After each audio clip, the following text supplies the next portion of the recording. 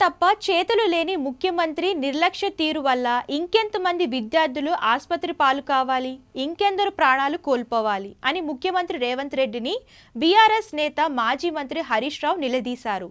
వికారాబాద్ జిల్లా తాండూరు గిరిజన ఆశ్రమ పాఠశాలలో ఫుడ్ పాయిజన్తో అనారోగ్యం పాలై నిమ్స్ ఆసుపత్రిలో చికిత్స పొందుతున్న విద్యార్థిని లీలావతిని మాజీ మంత్రి సబితా ఇంద్రారెడ్డితో కలిసి నేడు హరీష్ రావు పరామర్శించారు. ఈ సందర్భంగా హరీష్ రావు మీడియాతో మాట్లాడుతూ గురుకులాల్లో ఫుడ్ పాయిజన్ అభం శుభం తెలియని విద్యార్థులకు శాపం అవుతుందని అన్నారు. కలుషిత ఆహారం విద్యార్థుల ప్రాణాలను బలిగొంటుందని రాష్ట్ర ప్రభుత్వానికి ఎన్నిసార్లు చెప్పినా అర్థం కావడం లేదన్నారు. విద్యా మంత్రి, ఎస్సీ ఎస్టీ మంత్రి కూడా రేవంత్ రెడ్డి అయినప్పటికీ ముఖ్యమంత్రి వద్ద ఉన్న శాఖల నిర్వహణలో వైఫల్యం కొట్టొచ్చినట్లు కనిపిస్తుందన్నారు. విద్యార్థులకు కల్తీ ఆహారం పెడితే జైలుకు పంపిస్తామన్న సీఎం రేవంత్ రెడ్డి మాటలు నీటి మూటలే అయ్యాయని మండిపడ్డారు. గురుకులాలను పరిశీలించేందుకు వెళ్తున్న ప్రతిపక్ష నాయకులను అడ్డుకుంటున్నారని అన్నారు. మాజీ మంత్రులు సబితా ఇంద్రారెడ్డి, సత్యవతిలను కూడా ఈ ప్రభుత్వం అరెస్ట్ చేసిందని ఆగ్రహం వ్యక్తం చేశారు. ఢిల్లీ పెద్దలను ప్రసన్నం చేసుకోవడంపై ఉన్న ధ్యాస కనీసం జిల్లాలో ఉన్న పిల్లల భవిష్యత్తుపై లేదా అంటూ నిలదీశారు. నిన్న నల్గొండ కేతుపల్లి మండలం గురుకులంలో 5వ తరగతి చదువుతున్న నీలం సాయి గణేష్ పాము కాటుకు గురై ఆసుపత్రి పాలయ్యాడని వెల్లడించారు.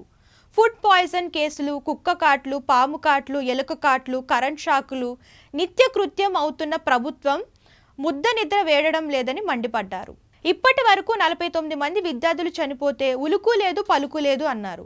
ఏడాదిలో ఏ ఘనకార్యాలు చేశారని, ప్రభుత్వం విజయోత్సవాలు జరుపుకుంటున్నారని కాంగ్రెస్ ప్రభుత్వాన్ని నిలదీశారు. సంక్షేమ పాఠశాలలను సంక్షోభ పాఠశాలలుగా మార్చారని దుయ్యబట్టారు. తాము గట్టిగా ప్రభుత్వాన్ని ప్రశ్నిస్తే వార్డెన్లు, ప్రిన్సిపల్స్ మీద చర్యలు తీసుకొని చేతులు దులుపుకుంటున్నారని విమర్శించారు. మధ్యాహ్న భోజనానికి నిధులు విడుదల చేయకుండా ఇబ్బంది పెడుతున్నారని, పెండింగ్ బిల్స్ క్లియర్ చేయడం లేదని హరీష్ రావు వేలెత్తి చూపారు. ఇప్పటికైనా ప్రభుత్వం కళ్ళు తెరవడాన్ని తాము స్వాగతిస్తున్నామన్నారు. అయితే గురుకులాల మొక్కుబడి సందర్శన కాకుండా పట్టెడు పనికొచ్చే బువ్వ పెట్టి పొట్ట నింపండి అని కోరారు. ప్రచారం కోసం కాదు, పిల్లల భవిష్యత్తు కోసం ఆలోచించండి అని హరీష్ రావు ప్రభుత్వానికి విజ్ఞప్తి చేశారు. చలికాలం, పిల్లలు వణుకుతున్నారని, వేడి నీళ్లు కూడా లేవన్నారు. ఆ సమస్యలు పరిష్కరించాలని కోరారు.